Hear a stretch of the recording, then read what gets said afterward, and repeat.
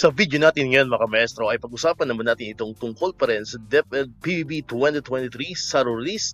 Ngayong araw po yan, December 5, 2025. Ayan, so good news mga maestro kasi marami pong humabol na mga SDO na nareleasan po ng SARO ngayon pong December 5. Ayan, so ngayon po ay Friday bago mag-weekend. So marami pong mga naihabol na mga SDO na mayroon na pong SARO for PBB 2023. Ayan, so kagabi po, kahapon, nagtataka po tayo kasi almost 2 days, almost 2 days na wala pong SAROng ipinalabas para sa DepEd. Ayan, so sabi nga natin kagabi, kung napanood niyo po yung aking vlog, ayan, sabi natin, baka ngayon ng Friday, magkaroon at medyo marami. Ayan, so nagkatotoo nga, mga kamaestro? So nagkatotoo yung ating wish kagabi sa atin pong huling vlog, tungkol nga dito sa ating PBB 2023. Ayan, so nagkatotoo. At ngayon po, mayroon pong 24 na mga SDO na nareleasan na po ng SARO for PBB 2023. Ayan, so nakahabol. Ibig sabihin, possibly by next week, ay pwede na makatanggap ng PBB 2023. Ayan, pero yun po estimate lang naman na po natin mga kamaestro. Pero kung mabilis mabilis po yung proseso, pwede pong next week mayroon na pong mauuna ng mga SDO na mareleasan po ng PBB 2023 dito sa mga babanginin po natin ng mga SDO. Ayan, kung medyo tumagal-tagal, baka abutin po ng next week. So yun lang po yan maglalaro mga kamaestro. So abang-abangan lang po natin. Ang mahalaga po ay meron na pong SARO ang inyong mga SDO. Ayan, itong mga babanggitin po natin ngayong araw sa atin pong video. Ayan, so unahin po natin tong nagmumula sa SDO Tayabas City. Ayan, so congratulations po sa mga kamaestro natin dyan from SDO Tayabas City. Actually po, itong mga babanggitin po natin dito ay mostly ay from Calabarzon. Ayan, so congratulations po sa mga kasamahan ko dito sa Calabarzon. Ayan, no more Calabarzon sa habang panahon. No more sana all. Ayan, so ito po yung totoong-totoo na. Ayan, so congratulations po sa mga kamaestro natin from Region 4A Calabarzon. Ayan, unahin po natin itong SDO Tayabas. Ayan, nakalagay pa dyan. PBB 2023 of 902 personnel and of elementary and secondary schools. Next naman po ay ang Division of Tanawan City, nakalagay dyan, fiscal year 2023 PBB of 1,587 personnel in the elementary and secondary schools. Next po ay ang Division of Santa Rosa City, nakalagay dyan 2023 PBB of 2,121 personnel of elementary and secondary schools.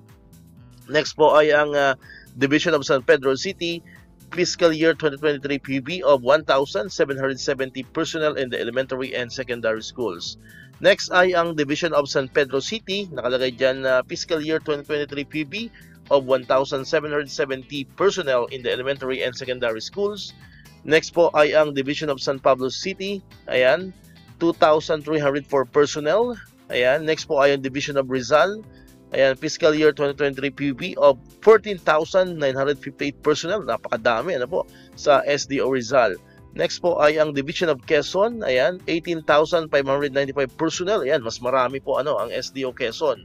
Next po ay ang Division of Lucena City, fiscal year 2023 PBB of 1,959 personnel. Next po ay ang Division of Lipa City, ayan, fiscal year 2023 PBB of 2,775 personnel. Next ay ang Division of Laguna, ayan, PBB of 8,845 personnel. Next po ay ang Division of Imus City, ayan, fiscal year 2023 PBB of 2,576 personnel. Next po ay ang Division of General Trias City, ayan, fiscal year 2023 PBB of 2,160 personnel. Next po ay ang Division of Dasmariñas, nakalagay dyan fiscal year 2023 PBB of 4,346 personnel. Next po ay ang Division of Cavite Province, ayan, fiscal year 2023 PBB of 13,262 personnel. Next po ay ang Division of Cavite City, ayan, ang akin pong minamahal na division. Ang Cavite City, shoutout po sa mga kamestro nating nanonood dyan, mga kasamahan ko dito sa SDO Cavite City. Ayan, ito na po ang ating SARO. Ayan, para po ito sa fiscal year 2023 PB of 967 personnel. Next po ay ang Division of Calamba City, fiscal year 2023 PB of 3,404 personnel. Next po ay ang Division of Cabuyao City, fiscal year 2023 PB of 1,899 personnel. Next po ay ang Division of Bilian City, ayan, fiscal year 2023 PBB of 2,200 personnel. Ayan, next po ay ang Division of Batangas Province, Fiscal year 2023 PBB of 16,359 personnel. Next po ay ang Division of Batangas City, Fiscal year 2023 PBB of 2,669 personnel. Next po ay ang Division of Bacoor City, Fiscal year 2023 PBB of 2,913 personnel. Next po ay ang Division of Antipolo City, Fiscal year 2023 PBB of 5,859 personnel. And yan po yung kabuuhan ng mga sa teaching personnel po, ano po mga kamaestro. So lahat po na nabanggit natin kanina ay para po yun sa mga teaching personnel both for elementary and secondary ng mga schools po sa SDO ng Calabarzon, ano po mga kamaestro. So lahat po yun ay for teaching personnel. Ito naman pong babanggitin natin ngayon ay para naman po ito sa mga SDO personnel or mga non-teaching personnel po natin.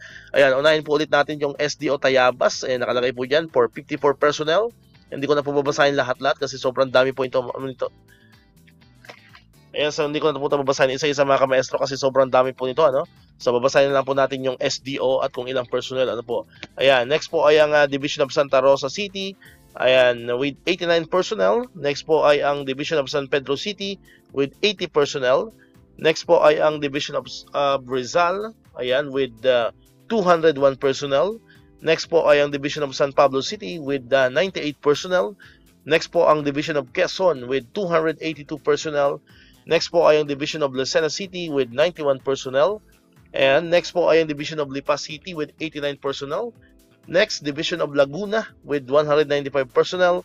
Division of Imus City with 70 personnel. Division of General Trias with 82 personnel. Division of Dasmariñas City with 103 personnel. Division of Cavite with 167 personnel. Division of Cavite City with 62 personnel. Division of Calamba City with 98 personnel. Division of Cabuyao City with 80 personnel. Division of Binyan City with 83 personnel. Division of Batangas Province with 252 personnel. Division of Batangas City with 120 personnel. Division of Bacoor City with 58 personnel. Division of Antipolo City with 98 personnel. At syempre, hindi po mawawala ang atin pong Regional Office 4A. Makakasamahan po natin dyan sa Region 4A. Ayan, mga sa non-teaching personnel po natin dyan. Nakalagay po dito, Fiscal year 2023 PBB of 109 personnel in the Regional Office 4A proper. Alright, so far yan po, no? Yan po yung latest update po dito sa atin pong releasing pa rin po ng SARO. Araw po yan, update natin, December 5, 2025. Happy weekend po sa lahat natin mga kamaestro. Alright? So dito ko natatapusin itong ating video ngayon mga kamaestro. Kung di ka pa nakakapag-subscribe, click mo lang ang subscribe button dyan para ikaw yung unang nakapanood ng mga videos na in-upload natin. Katulad ito, yung mga updates pa rin about sa PBB 2023 and other benefits ng mga teachers and government employees. And syempre, click mo na rin ang notification bell button para man-notify ka, always updated ka pag may mga bago tayong uploaded na videos. So muli, maraming salamat sa inyong panonood at pakikinig. Once again, El Maestro. See you on my next vlog. Bye-bye!